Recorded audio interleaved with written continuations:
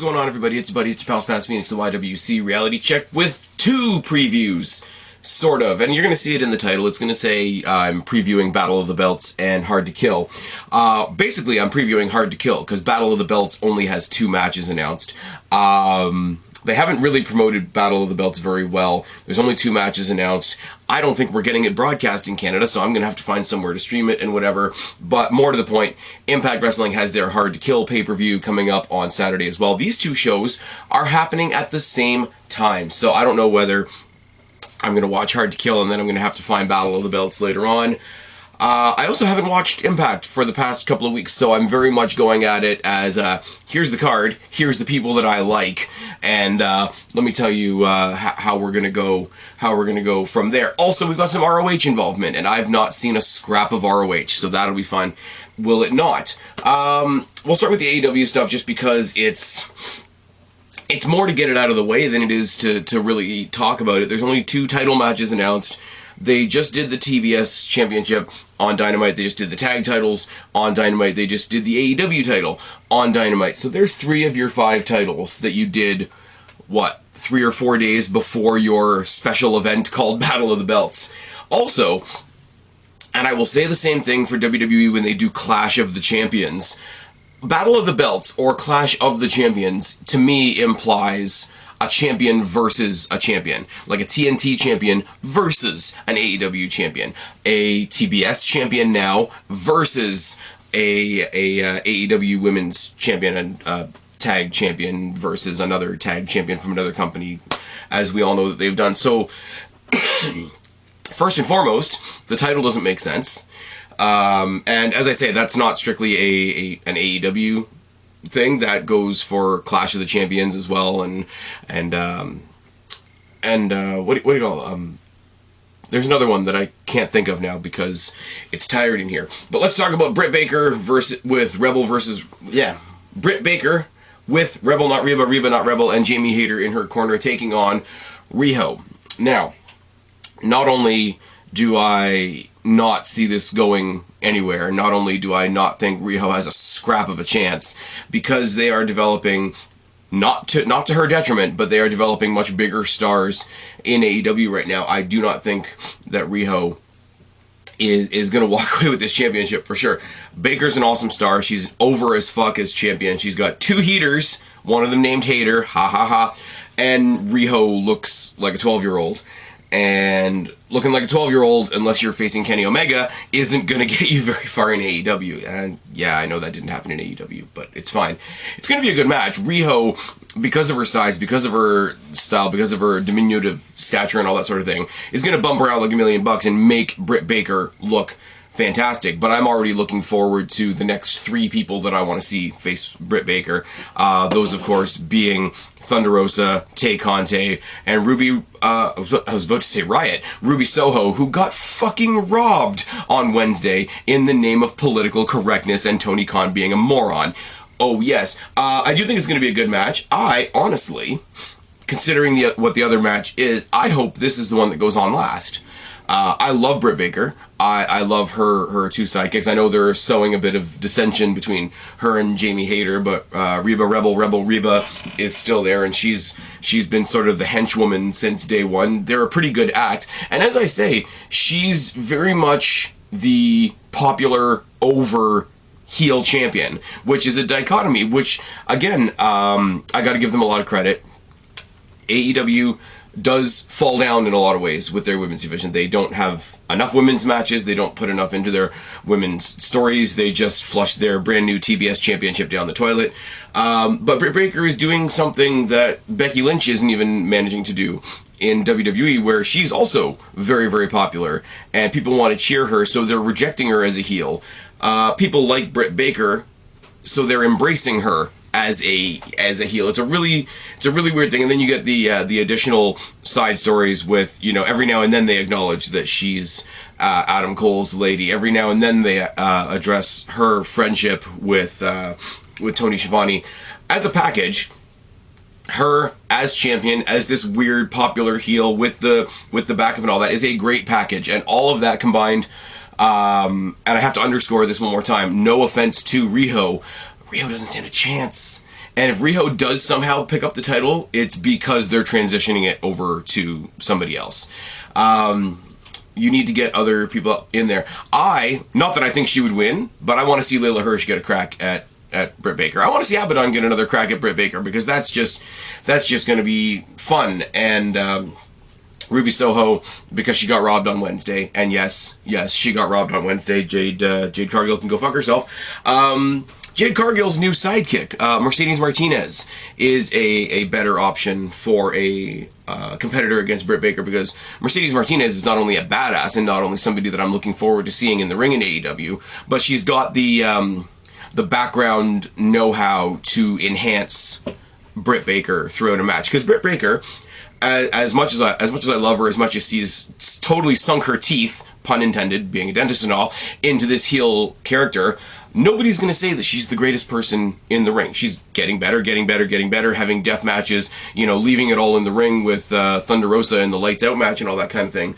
But she's not the best wrestler in the company. Nobody's going to say she is. I'm not going to say that she is. But somebody like a Mercedes Martinez, a technician, a veteran like Mercedes Martinez, could help her plug the holes in her game. And I think that's something really important going forward. But all of that comes back around to, if I'm looking at all the next championship challengers for Britt Baker, it means that I know Riho ain't winning that. I mean, look at the ones that have been having the tag matches recently. Penelope Ford, the Bunny, Anna Jay, and Tay Conte. I mean, Tay Conte's had title matches, but the other three ladies there, any of them, I would love to see take a shot at Britt Baker. Not because I think they're going to win, but because it would be different.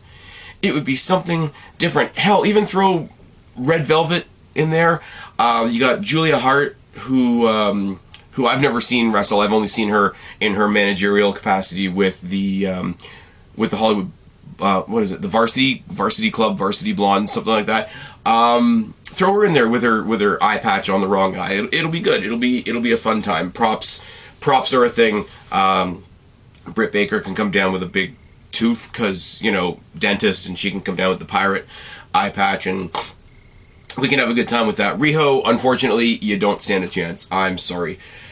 Cody Rhodes defending the TNT Championship against Sammy Guevara because, as I've said before, and I will say again, he decided to go out on Christmas and suck his own cock on national television and give himself another title run.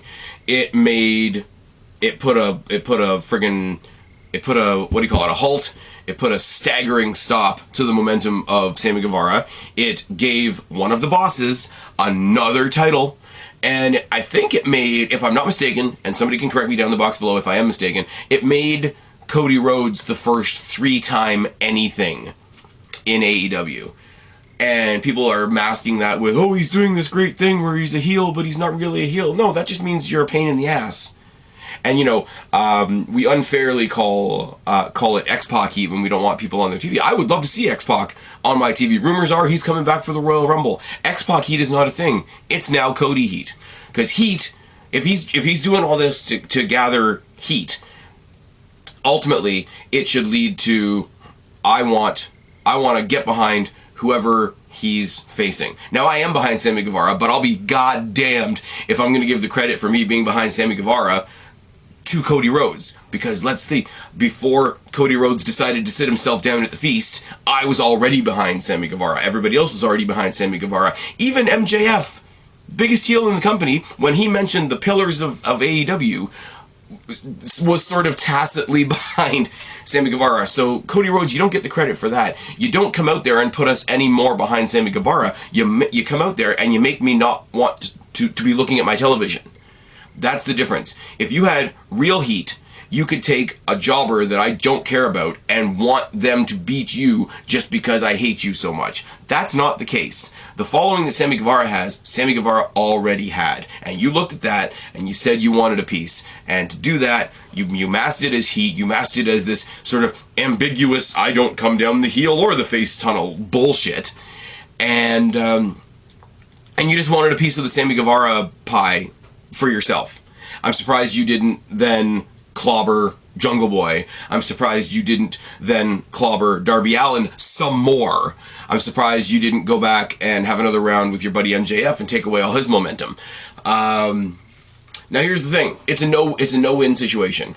Either you beat him and you double down on keeping your thumb on Sammy Guevara, which is what they did on Wednesday with Ruby Soho. Not only did they sacrifice her to Jade Cargill for Tony Khan's benefit, then they had a loser's interview after that match, and then she got beaten down by another champion. So you killed her 3 times in one night. So either we go into Saturday and Cody Rhodes beats him again, puts the thumb down on him a little bit harder, or Sammy Guevara comes in and he snatches his belt back.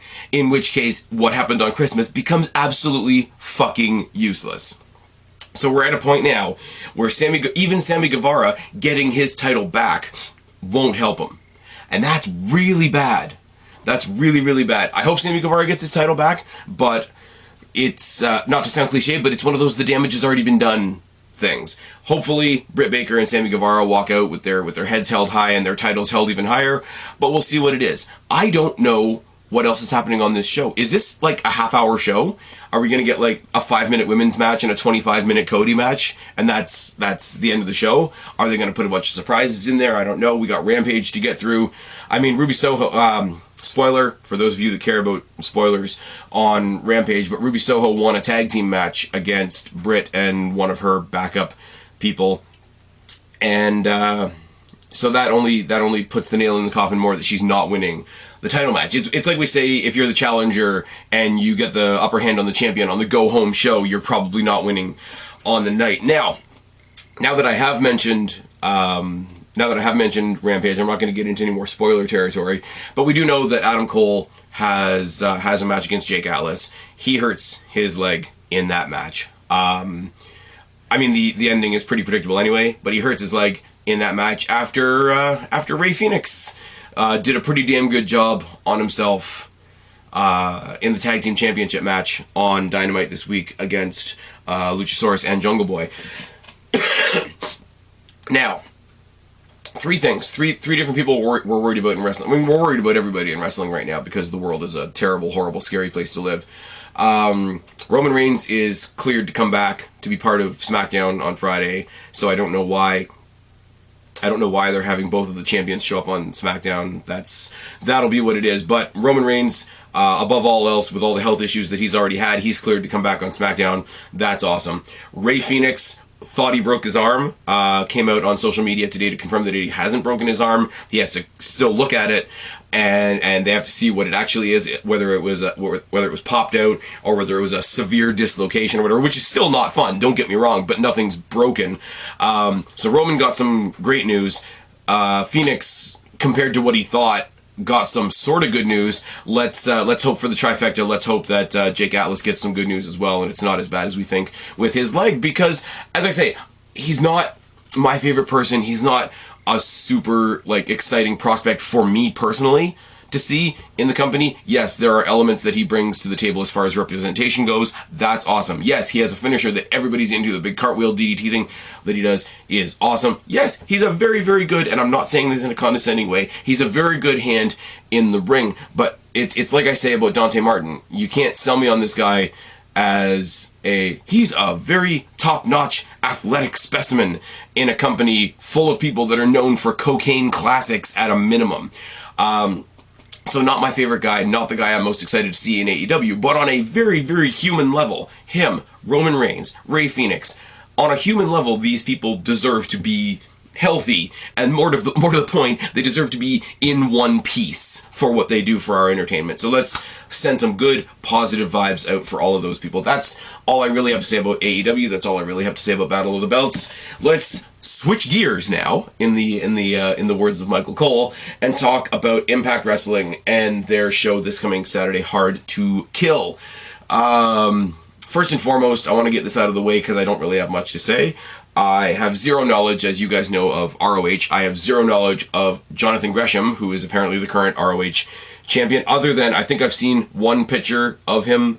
And is he the guy that wears the big, skeleton octopus-looking mask thing? It looks cool. That's all I know. He's taking on Chris Sabin, which is a really, really interesting entry point for me, because the last time I saw Chris Sabin was 5 feet in front of my face at a Destiny show, and that was before Ontario completely shut its doors to everything again. So happy and sad at the same time. It was really cool to be at the Destiny show and see Chris Sabin live for the first time. Now, I will say, this is on the heels of ROH sort of shutting down for a little while. I think they're sort of retooling, getting their house in order, and seeing where they're going to go from there. So I think, if nothing else, this is another company in Impact, sort of giving them a platform to stay in the mind, in the conversation, etc., which I think is a really cool thing. AEW did it for Impact, now Impact is going to do it for ROH, is the feeling that I get from this. This was announced on social media. I don't know if there's any story between Gresham and Chris Sabin. I didn't look, if you want me to be honest. But Chris Sabin's awesome, and if he's one of those guys that, if I'm going to be seeing somebody else for the first time, Chris Sabin is a good other body in the ring to show what that person can do. And bring a different title into the mix, into another company, it does stir up a different part of the conversation. And if ROH, the company, is on the shelf at the moment, then if Gresham can still be recognized as that champion, show up in Impact, maybe show up on AEW, maybe take on Adam Page, champion versus champion, something like that. Let me get to know who this guy is. Only good exposure for him, only good exposure for that championship, only good exposure for ROH if and when they get back on their feet. And like I say, even though they're not my show of choice, here's hoping they do get back up on their feet, because more places existing mean more places for people that have been released from other places. Let's not dwell on the fact that they basically killed NXT at New Year's Evil and then gutted the backstage area after the fact. I don't know how you look at your backstage area and get rid of Road Dogg and William Regal and Samoa Joe. And oh, the wrestling world is weird. Now, let's switch gears to an actual Impact Championship. Let's look at the X Division Championship, which is held by Trey Miguel, another person who I'm incredibly biased about, because before seeing him on Impact, I did see him in Destiny. Check it off your Spaz Phoenix bucket list for the first time, I believe, in 2022. And he's defending the title against Steve Macklin, who is the former Steven Cutler from WWE, who just sort of stands there and just tries to be scary in his trench coat. And when I saw what he was doing in Impact a while ago, it sort of looked like he was trying to give out like Punisher vibes, like the guy that just shows up, doesn't say very much, super violent, I'm gonna have my way and I'm gonna leave. But it doesn't come off at all. And when you have like a firecracker wrestler like Trey Miguel, if I was being selfish, I would say put him on Dynamite with some of the other firecrackers on that show. If NXT was still good and still had a cruiserweight division, I would say, for fuck's sake, bring Trey Miguel in, put him in the cruiserweight division, but also put him back with his buddies from the Rascals that are now known as MSK, and have them do some trios stuff as well. If it's not obvious by now, my support's behind Trey Miguel, but I do think that this is where the guy that's not so much clicking is going to get the push. They're going to take somebody who is over, like Trey Miguel, and try to use that to push the person that's not quite over, not quite clicking, sort of like they did with Ruby Soho pushing Jade Cargill on Wednesday. I'm not over that. Yep, it's true. I'm absolutely not over that. So I'm pulling for Trey Miguel. I don't know whether that's going to come to fruition or not. 10-man hardcore war match. Eddie Edwards, Rich Swann, Willie Mack, Heath Slater, and Rhino versus the Good Brothers and Violent by Design. Now, big multi-person brawl hardcore matches in Impact are a lot of fun. They do insane shit. Here's my problem. Eddie Edwards is the multi-tool of Impact Wrestling. Literally, they stick him in anywhere, any match that needs an extra person, any person that needs a opponent that hasn't had an opponent in a while. Eddie Edwards fits that mold and he fits in. But it means he is just there to fill in a spot. I like him, don't get me wrong. This is not a dig at him, but I wish they would give him more spotlight than, oh, here's a team that's short a guy. Let's have Eddie Edwards be the moral, upstanding citizen that says, I'll take that spot. I think we need more Eddie Edwards centric stories. Now, we've had that in the past. We had the stuff with him and Sammy Callahan. We had the stuff with him and W. Morrissey and all that sort of thing. A little bit more of that. Put the title back on him if you want my honest opinion. Rich Swann and Willie Mack are just a fun tag team. Heath Slater and Rhino are definitely a WWE tag team. You know exactly what to expect from them. The Good Brothers don't feel like they're part of Impact. They feel more like they're part of AEW. They feel more like they're still transplants from WWE than they do being part of Impact. That doesn't mean they're not fun to watch. That doesn't mean they're not, fully in there doing their thing and being awesome. But it feels like every time I see them on an Impact show, it feels like they're visiting Impact. And they felt like they were visiting Impact even when they were part of Impact, and I don't know what the rectification is for that. And the last three members on that team are Violent by Design: Eric Young, Joe Doring, and Diener. Diener I saw at the Destiny show as well, the aforementioned match with Chris Sabin, and they had a good little brawl. Chris Sabin being the athletic sort of high-flying, sort of more traditional X Division guy versus Diener, who was just the brawler. Diener being there without the rest of VBD was a little bit odd, especially because he still came out to the Violent by Design music. I don't know. These guys are going to all kick the shit out of each other. It's probably going to be one of those, it's not for anything, so we might as well give the win to the babyfaces type thing.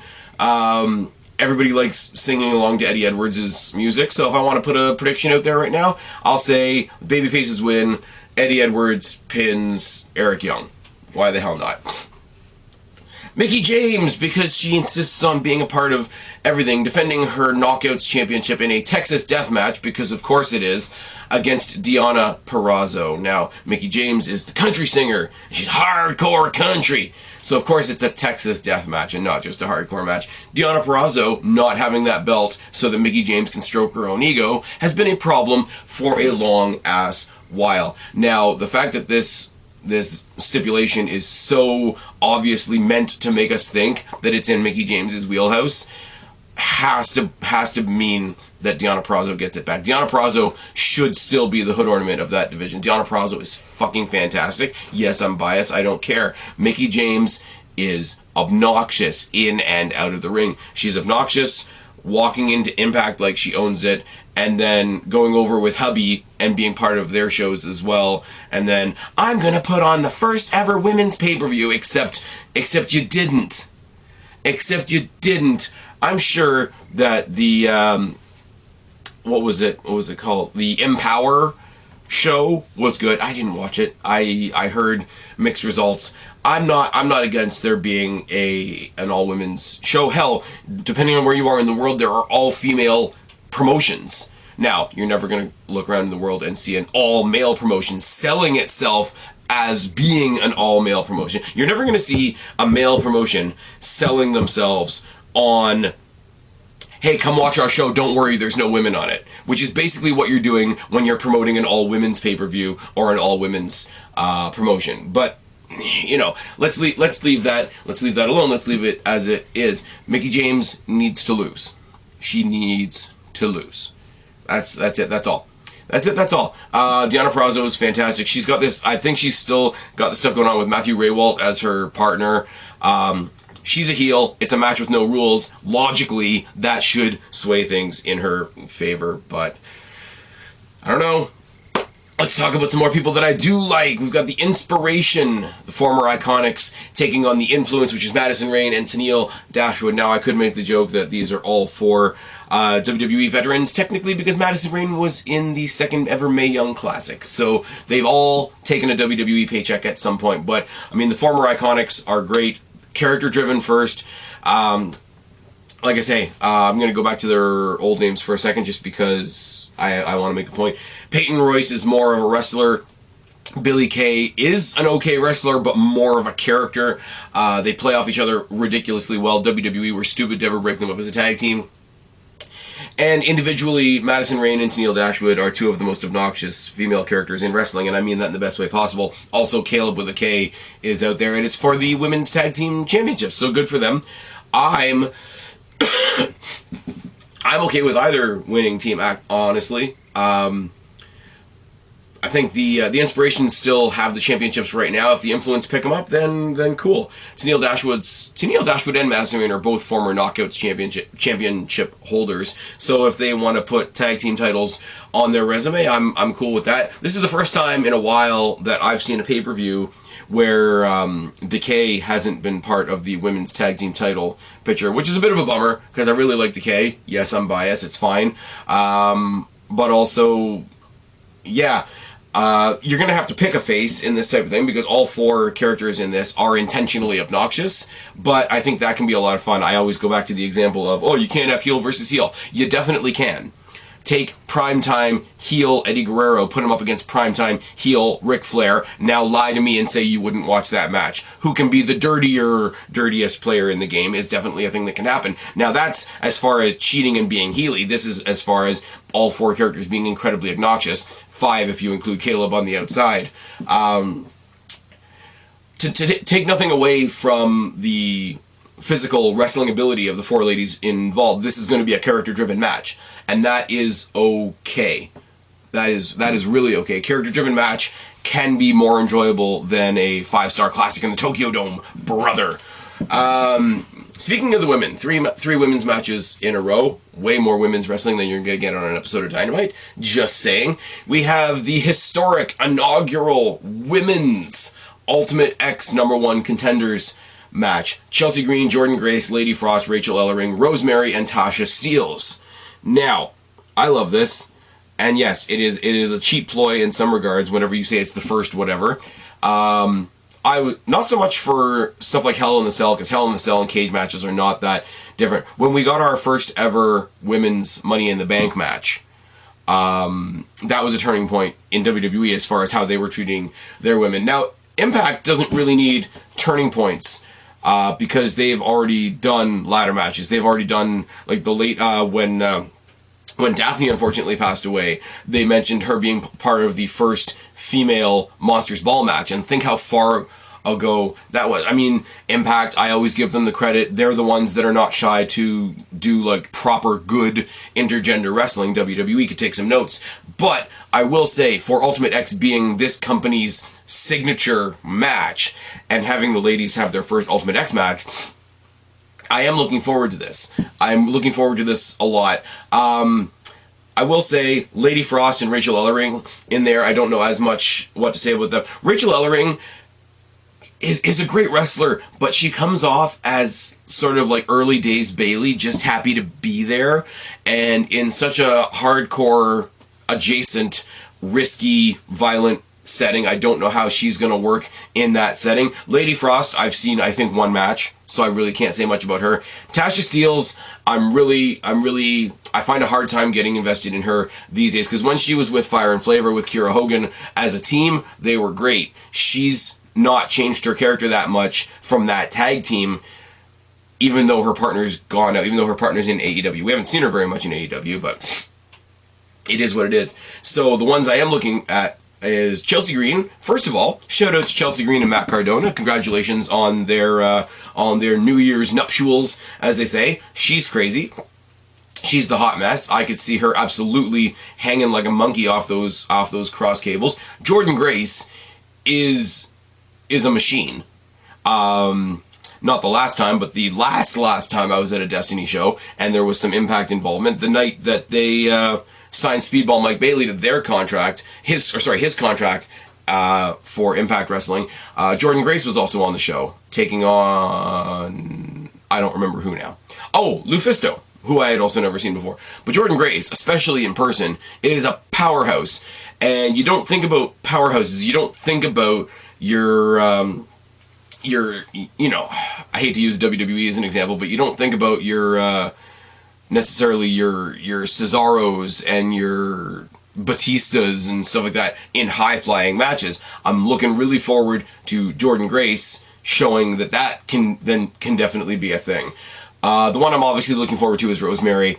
I love the Crazy Chicks. I love Decay. I love anything to do with Decay. I love their music. The Decay entrance music is probably the best entrance music in Impact right now. Now, a lot of their stuff is a bit super generic. I sort of like Violent by Design's music as well, but the entrance music of Decay is really, really good. Rosemary, Havoc isn't on the show, Crazy Steve's not on the show, and Black Taurus is not on the show. So this is the only representation we have from Decay on the night. It's a number one contenders match as well. So it's going to be, hopefully, it's going to be Deonna Purrazzo getting her belt back from Mickie James, who shouldn't have it in the first place. Any of the three girls I just mentioned, Chelsea Green, Jordynne Grace, Rosemary, are all prime options that I would love to see go up against super heel Deonna Purrazzo. I will say Rosemary only because if it is Deonna Purrazzo and she's got Matthew Raywalt in her corner, then you've got somebody like Crazy Steve on the other side of the ring to sort of neutralize that threat while she's going for that championship. And honestly, Rosemary holding the Impact Singles Championship, knowing that she won the first Women's Ultimate X to get there, would be a really cool moment later this year if we want to do real cool moments later on this year. And I'm saying it once again because I missed out on the WWE house show that I was supposed to go to on the 29th. So I'm laying down the gauntlet once again for AEW, for Impact. If Ontario decides to open up again, I'd love to see some AEW in Ontario. I'd love to see some Impact in Ontario because WWE canceled their show and then we locked down. Now I'm cranky. It is what it is. Josh Alexander versus Jonah. Jonah is the former Bronson Reed. Now, you guys will know by now what I feel about Josh Alexander. Josh Alexander, and I'm going to say it again, check it off your Spaz Phoenix bucket list. Josh Alexander is still your reigning, defending Destiny World Champion. So, obviously, I'm biased. But also, Bronson Reed, like, of all the people let go last year by WWE, one of the most fun ones, one of the most missed opportunities was Bronson Reed. And the last person, I believe, and this is where I'm going to ask you guys to track me down in the box below if you've got better memories than me. I believe the last person he fought in NXT was Adam Cole. Adam Cole was a pretty big fucking deal in NXT up to and including his last day. He was one of the best champions that brand had. So when Bronson Reed beat him, I think, or at least stood toe-to-toe with him, to go from that in NXT to immediately feuding with Josh Alexander, who's the immediate most recent champion before the champion we have now, is a pretty good measuring stick of what the wrestling world in general thinks of Jonah/Bronson Reed. Now, Josh Alexander, much like Jordynne Grace, is a fucking monster. If he wants to, he can look at Jonah and toss him around the ring like an empty tracksuit. I've seen him do it with bigger dudes, etc., and I'd like to see it here. But I would also really love to see Jonah just climb the mountain, go full King Kong, climb the building and get to the top of Impact, just as another fuck you, like why'd you let me go type thing. Now that being said as well, I have to find it. I haven't watched it yet. And this didn't happen at Destiny. It happened at another show that I can't think of the name of right now. Josh Alexander recently had an intergender match with Ruby Soho, and I've seen clips, but I haven't seen the match. It looks fucking awesome. I want to find the full match. I want to sit down and watch the full match. I might come back and talk to you guys about it if I get my hands on it. But Josh Alexander versus Ruby Soho is something I would like to see a little bit more in my life. We could have a rematch at Destiny. That'd be really great. You could have Impact in Toronto, and Impact and AEW, they work together. We could get that again. I don't know. I'm just being selfish with my wrestling right now because right now I ain't getting much wrestling in my backyard. Putting that out there right now. And the main event. I should say Josh Alexander is going to do a really, really good job of making Jonah look like $1 million. I don't think he's actually had a match yet. I haven't watched in the past couple of weeks. I think this may be his debut. It's definitely his Impact pay-per-view debut. So I do think he could use the win. I wouldn't be upset, obviously, if Josh Alexander won. I think these guys are going to beat the shit out of each other, and it's going to be a lot of fun. Now, I don't want to say that I'm probably least invested in the main event, but I kind of am. Because as much as I like all three of these guys, to a certain degree, some more than others, it does feel like three mid-carders fighting over a main title. Because you got Moose, who's the current champion, who cashed in his, what do you call it?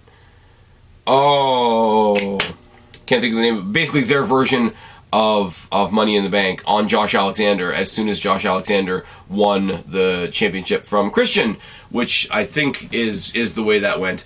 But Moose is the champion. Moose robbed Josh Alexander, and now he's defending his championship against W. Morrissey, the former Big Cass, and Matt Cardona. Now, Matt Cardona is really interesting. I think it's kind of funny that the two big guys keep calling Matt Cardona. They keep referring to him as Mid Cardona, because that's really clever, and I enjoy that probably more than I should. I'm sorry, Big Cass, huge advocate for him getting over the personal issues he had after leaving WWE, the health issues, etc., and love to see him thriving the way he is right now in Impact. I'd be lying if I said he feels like he belongs in a world title match right now. He could. They could build him up. They could do more to prove to me what he can do in the main event scene. I get it, but not right now. Moose is just a big tank. Again, I got to see Moose versus Channing Decker in a hardcore match at a Destiny show. They threw each other through doors. It was fun.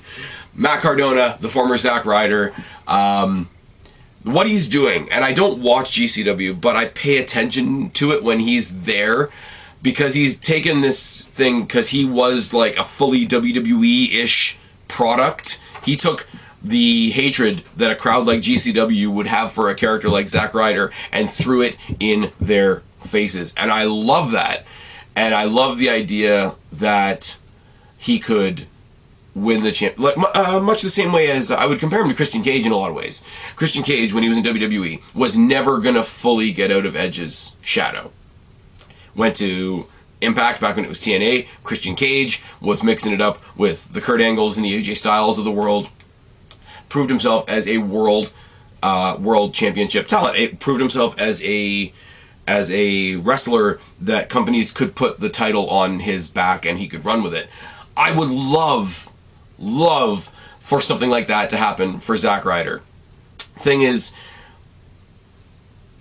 the difference is Christian Cage was trying to get out from under the idea of being somebody else's sidekick. Now you just put them somewhere where that other person isn't wrestling, and the sidekick thing kind of goes away.